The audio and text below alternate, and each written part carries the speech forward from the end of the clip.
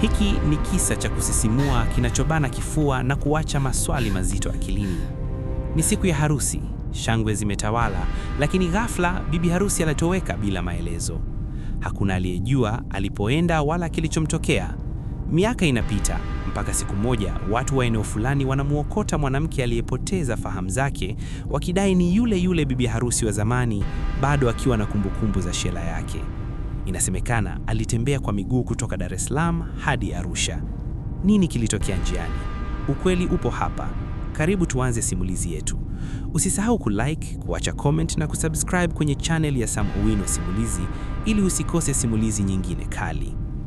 Upepo mwanana wa jioni ulikuwa ukivuma kuelekea milima ya Meru, ukileta harufu ya udongo mbichi na maua ya asili. Katika gari aina ya Range Rover nyeusi, familia ya Elias ilikuwa ikirejea hotelini baada ya siku ndefu ya kusherehekea miaka 10 ya ndoa yao. Elias, mwanamume aliyeonekana mwenye mafanikio na utulivu, alikuwa ameshika usukani kwa madaha. Pembeni yake alikaa mke wake, Neema, mwanamke mrembo aliyekuwa akitabasamu huku akitazama picha walizopiga mchana ule. Nyuma, watoto wao wawili walikuwa wamelala fofofo, wamechoka na safari. Arusha imetupa amani sana Elias, Neema alisema kwa sauti ya chini, akimgeukia mume wake. Miaka 10 si mchezo, nashukuru Mungu kwa kila hatua. Elias alitabasamu na kumshika mkono mkewe. Ni kweli mpenzi, tumepitia mengi, lakini hapa tulipofika ni ushindi. Lakini ghafla, hali ya hewa ndani ya gari ilibadilika. Taa za gari ziliangazia kitu kando ya barabara kuu kuelekea katikati ya mji wa Arusha. Elias alikanyaga breki kwa nguvu kiasi kwamba tairi zilipiga kelele ya kuashtua. Skrii! Na gari likayumba kabla ya kusimama futi chache kutoka kwenye mtaro. Elias, nini mbaya? Neema alipiga kelele, mkono wake ukiwa kifuani, huku watoto wakiamka kwa mshtuko. Elias hakujibu. Macho yake yalikuwa yametoka nje, yakitazama kile kilichokuwa kimekaa kwenye vumbi kando ya barabara. Alikuwa ni mwanamke. Alionekana mchafu, mwenye nywele zilizosokotana na vumbi la miaka mingi. Lakini si uchafu wake uliomfanya Elias agande kama sanamu, ni kile alichokuwa amevaa. Mwanamke huyo alikuwa amevaa shela la harusi.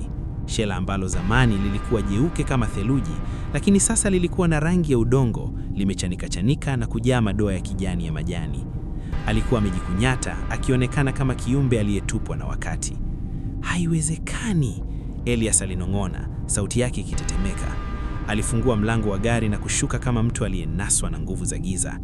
Elias, rudi hapa, ni kichaa tu huyo, Neema alimfokea, akihisi hofu isiyoelezeka moyoni mwake.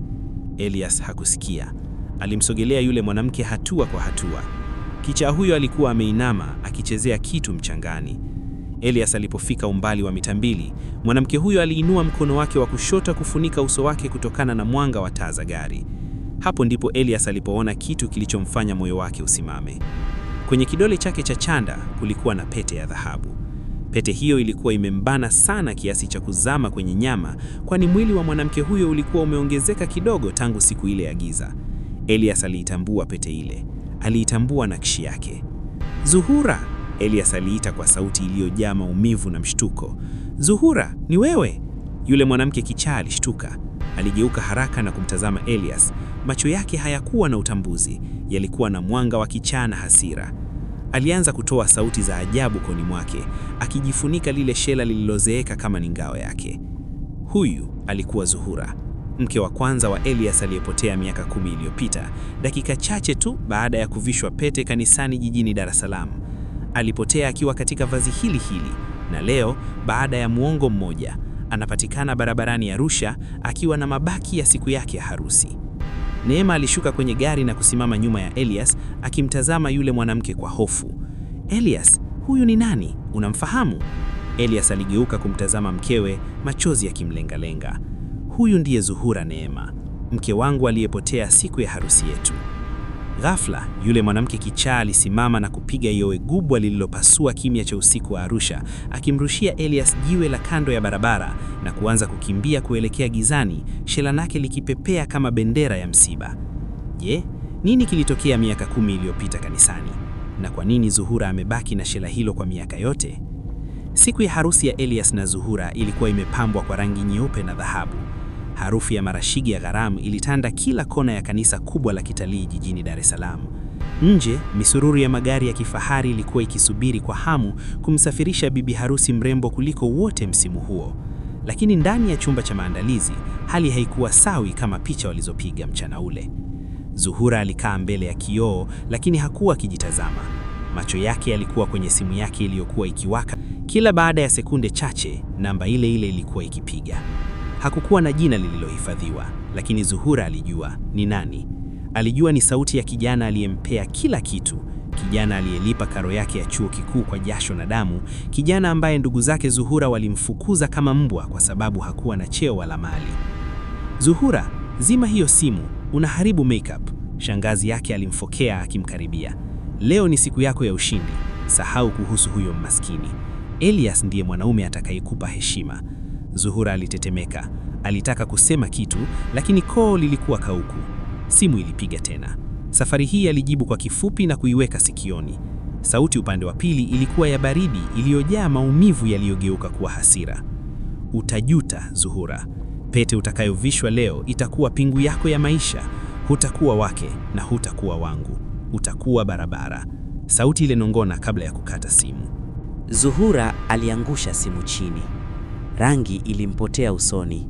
Lakini kabla hajapata muda wa kutafakari, kengele za kanisa zilianza kulia. Alitolewa nje na ndugu zake, akaingizwa kanisani huku mziki wa Here Comes the Bride ukichezwa kwa madaha. Elias alikuwa akimsubiri altareni, akitabasamu kwa furaha ya dhati, bila kujua kuwa anamsubiri mwanamke aliyekuwa akitembea kuelekea kwenye shimo la giza. Ibada iliendelea. Mchungaji alitoa mahubiri ya upendo na uvumilivu. Wakati wa viapo ulifika. Elias alimvisha Zuhura pete kwa bashasha, akiahidi kumpenda hadi kifo. Lakini ilipofika zamu ya Zuhura kumvisha Elias, mkono wake ulianza kutetemeka kiasi cha kutisha. Pete ilianguka sakafuni na kutoa sauti ya metali iliyovunja ukimya wa kanisa. Zuhura, uko sawa? Elias alinong'ona, akimshika mkono uliokuwa na baridi kama barafu. Zuhura hakujibu. Macho yake yalianza kuzunguka kwa hofu, kana kwamba kuna kitu alikuwa anakiona ambacho wengine hawakioni. Alijivuta na kurudi nyuma hatua mbili. Naomba niende chooni kidogo. Nahisi vibaya, Zuhura alisema kwa sauti ya kukata. Watu walianza kunong'ona. Mchungaji alijaribu kutuliza hali. Dakika chache tu jamani, bi harusi anajirekebisha kidogo. Zuhura aliondoka kwa kasi, shela lake refu likiburuta sakafuni. Alipoingia kwenye korido kuelekea vioni, ndugu zake wawili walimfuata. Zuhura, unatuabisha, walimfokea kupitia mlango wa choo. Nipeni dakika 3 tu, dakika 3 nijiweke sawa nitarudi, Zuhura alijibu kwa sauti ya kigeni, sauti iliyokuwa kama inatokea mbali sana. Dakika 3 zikapita, dakika 5, 10, nusu saa. Elias alishuka altareni, hofu ikimtafuna. Alielekea kule chooni na kuwakuta ndugu za Zuhura wakigonga mlango. Elias hakusubiri, alitumia nguvu na kuupiga teke mlango ule. Mlango ulifunguka, choo kilikuwa wazi. Dirisha dogo la juu lilikuwa limefunguliwa, lakini lilikuwa dogo mno kwa binadamu kupita. Zuhura hakuwepo, hakukuwa na alama ya damu wala mapambano. Ni harufu tu ya ubaridi na upweke iliyobaki. Elias alianguka magoti akilia jina la mke wake. Polisi walifika, mbwa wa kunusa waliletwa, lakini Zuhura alikuwa ametoweka kama mosi katikati ya mchana wa jua kali. Alipotea na harusi yake, alipotea na pete ya Elias, na alipotea na akili zake. Elias alibaki amesimama pale kando ya barabara, vumbi la gari lililokuwa likipita likimfunika. Mikono yake ilikuwa inatetemeka. Neema, mke wake wa sasa, alimshika bega kwa nguvu, akijaribu kumvuta arudi kwenye gari. Elias, rudi kwenye gari, watoto wanaogopa. Neema alipaza sauti, akimfanya Elias azinduke kutoka kwenye lindi la mawazo. Ni yeye Neema, ile pete niliinunua mimi, nakshi zile hazina mfano, Elias alisema kwa sauti iliyovunjika. Aligeuka na kumwangalia Neema. Lazima nimtafute, hawezi kuendelea kuishi hivi. Elias aliamua kutorudi hotelini usiku ule. Alimpeleka mke wake na watoto hotelini, kisha alirudi mtaani pale pale Zuhura alipopotelea. Akiwa na tochi mkononi, alianza kuuliza watu wa mtaa ule, wauza vijiwe na walinzi wa usiku. Kila mtu alimjua yule bibi wa Shela. Mzee mmoja aliyekuwa akichoma mahindi kando ya barabara alimtazama Elias kwa huruma. Kijana, unamtafuta yule mwanamke? Aliingia hapa mjini miaka 10 iliyopita. Alishuka kwenye basi la kutoka Dar akiwa amevaa lile Shela. Alikuwa anacheka peke yake, kisha analia. Watu walidhani ni maigizo, lakini siku zilivyoenda, akili yake ilizidi kupotea. Mzee huyo aliendelea kusimulia kuwa Zuhura alikuwa akionekana akizungumza na hewa. Alikuwa anasimama mbele ya vioo vya maduka makubwa na kuanza kuvisha pete hewa, akicheka kwa sauti ya kutisha. Haishi maisha ya kawaida. Anasema kuna mtu anampigia simu kila usiku, lakini hana hata simu mkononi. Elias alihisi baridi ikimpanda mgongo. Alikumbuka kile Zuhura alichosema kabla ya kuingia chooni miaka 10 iliyopita.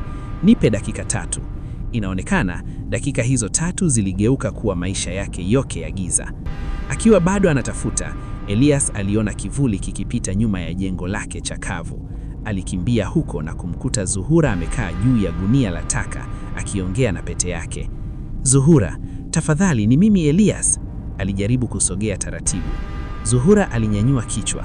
Macho yake yaliyokuwa na mekundu yalimtazama Elias. Ghafla, sura yake ilibadilika na kuwa ya hofu kuu. Alianza kurudi nyuma akijibanza kutani. Hujalipa, bado hujalipa. Zuhura alipayuka. Alisema nitalipa kwa kila tono la jesho lake. Alisema pingu hizi hazitoki. Alinyanyua mkono wenye pete uliokuwa umevimba na kujaa majeraha kwa sababu ya ile pete iliyozama kwenye nyama. Ni nani huyo Zuhura? Nani aliyekwambia hivyo? Elias aliuliza kwa uchungu. Zuhura alicheka kicheko cha kichaa kilichogeuka kuwa kilio cha kuhuzunisha. Anapiga simu sasa hivi, usizime simu, watakuua. Elias alipigwa na butua. Hapo ndipo alipokumbuka kijana mnyonge aliyekuwa akija nyumbani kwa kina Zuhura zamani, akiwa amebeba vitabu, akijaribu kuomba nafasi ya kuonekana kama mwanaume. Ndugu wa Zuhura walimfukuza na kumdhalilisha mbele ya watu. Elias hakuwahi kujua kuwa hutki ya kijana huyo ingekuja kuharibu maisha ya mwanamke aliyempenda. Wakati Elias anajaribu kumshika mkono Zuhura amtoe pale, Zuhura alipiga kelele ya ajabu na kuanza kurushia mawe Elias. Ondoka! Utaniua kama yeye! Watu walianza kukusanyika. Neema alifika pale akiwa na gari lingine la taksi, akimsihi Eliasi aache kila kitu. Eliasi, huyu si Zuhura tena. Huyu ni mauti aliyovaa Shela. Twende zetu. Lakini Eliasi alikuwa ameshaingia kwenye mtego wa majonzi.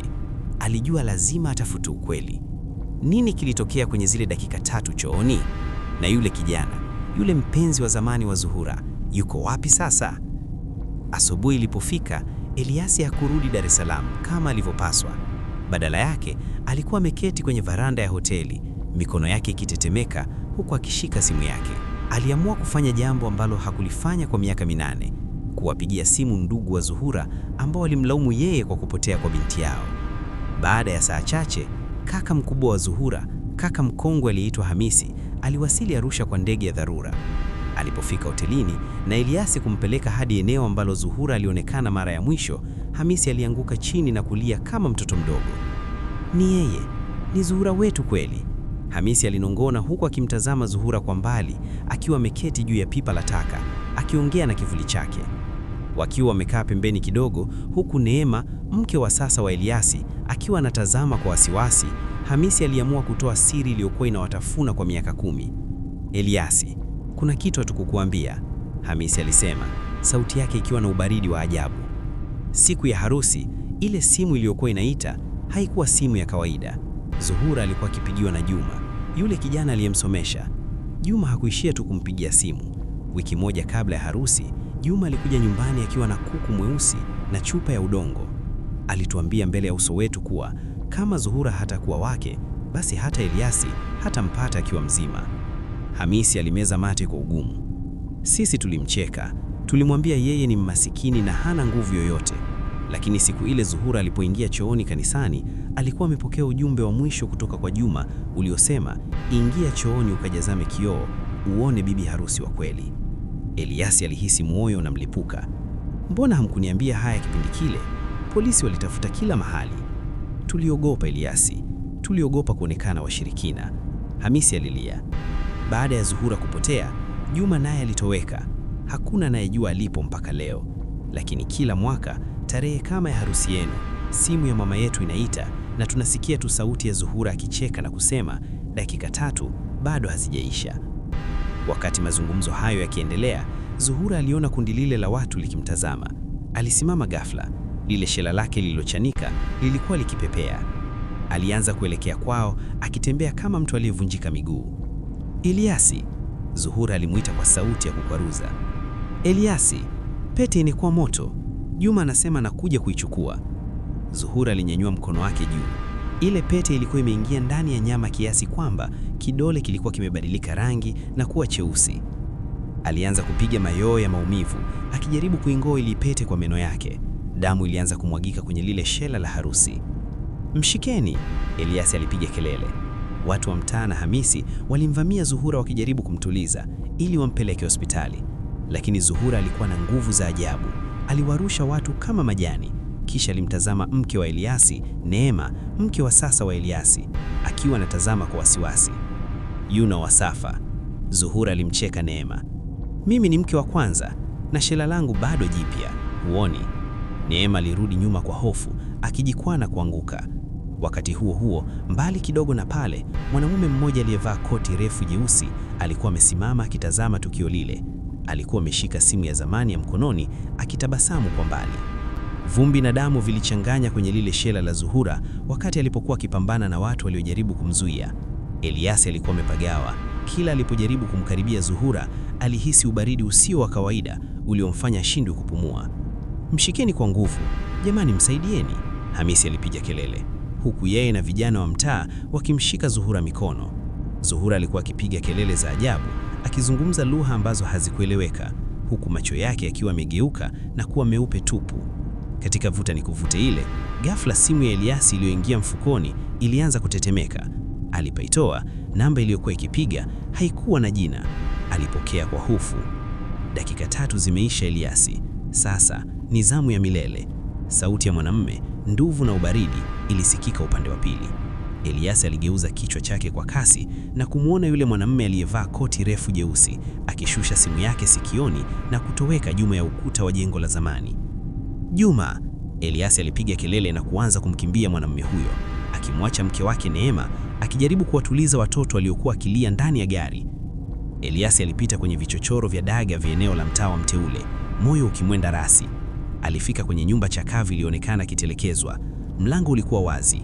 Ndani, kuta zilikuwa zimejaa picha za Zuhura, picha za utotoni, picha za chuo kikuu na picha ya siku ya harusi iliyokuwa imepasuliwa katikati.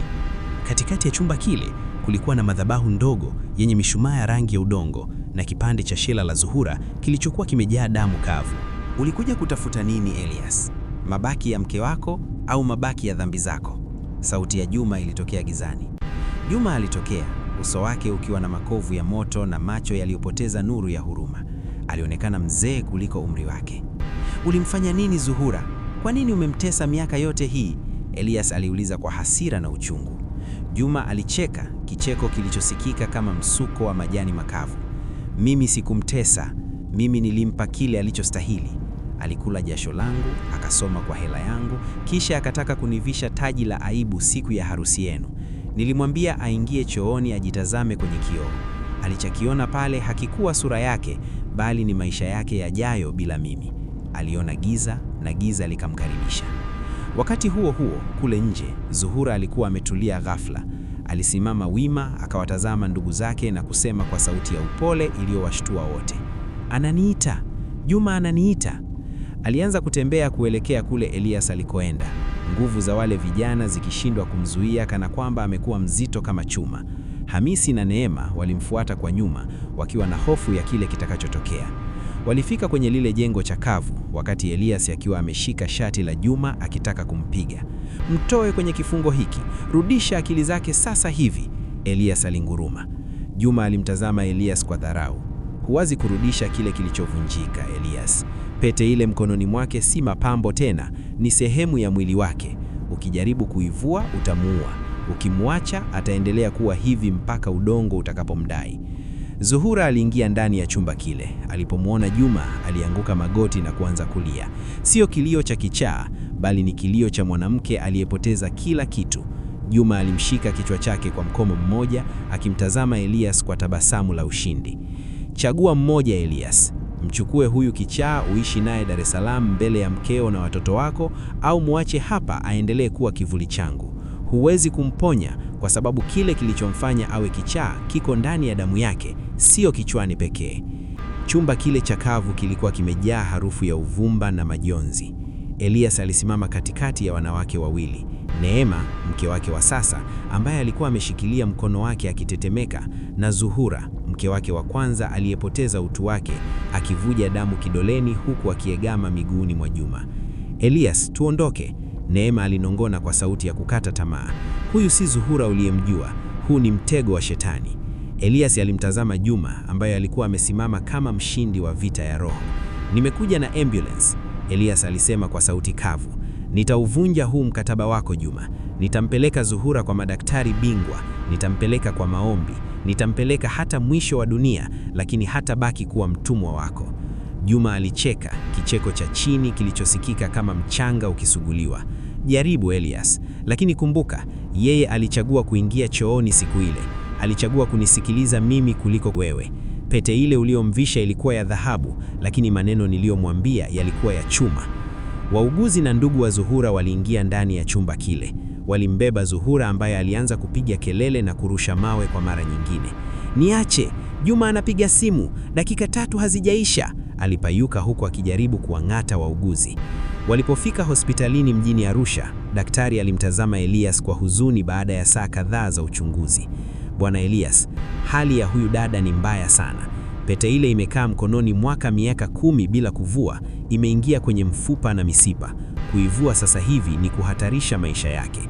Na akili yake imejijengea ukuta ambao hauruhusu mtu yoyote kuingia. Elias alikaa kwenye korodo za hospitali, kichwa chake kikiwa mikononi mwake.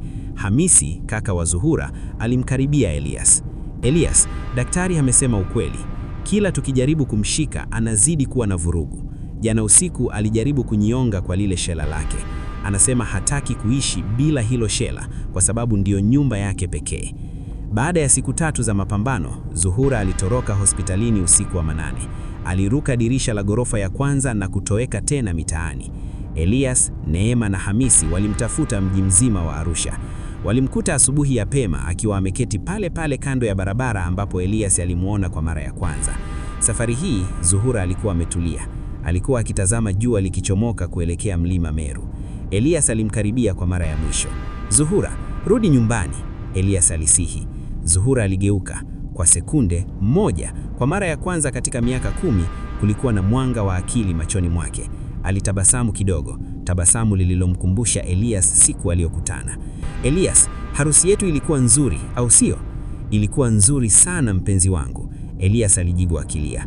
Basi nenda na mkeo. Mimi siwezi kurudi Dar es Salaam. Mimi nilishakufa siku ile kanisani. Huyu unayemuona ni shela tu linalotembea. Mwambie mama namshukuru kwa kunisomesha, na mwambie Juma nimeisikia simu yake. Zuhura alisimama na kuanza kutembea kuelekea porini, akirusha mawe kwa yoyote aliyemkaribia. Elias alijelewa. Zuhura alishaamua hatima yake. Alikuwa amefungwa na chuki ya Juma kiasi kwamba upendo wa Elias haukuwa na nafasi tena. Elias aligeuka na kumkumbatia Neema. Walipanda gari lao na kuanza safari ya kurudi Dar es Salaam. Alipofika kwenye kioo cha nyuma ya gari, Elias aliona kivuli cha mwanamke aliyevaa shela la zamani kikizidi kuwa kidogo na kidogo mpaka kikatoweka kwenye vumbi la Arusha. Simulizi ya Zuhura iliishia hapo. Mwanamke aliyepoteza katika dakika 3 za chooni akabaki kuwa simulizi ya kutishia. Maisha yaliendelea, lakini kila Elias aliposikia simu ikiita usiku wa manane, alihisi baridi, akijua kwamba mahali pale kaskazini kuna shela jeupe lililogeuka kuwa rangi ya udongo, likizunguka gizani likisubiri harusi isiyoisha. Subscribe at Yasam Owino Simulizi.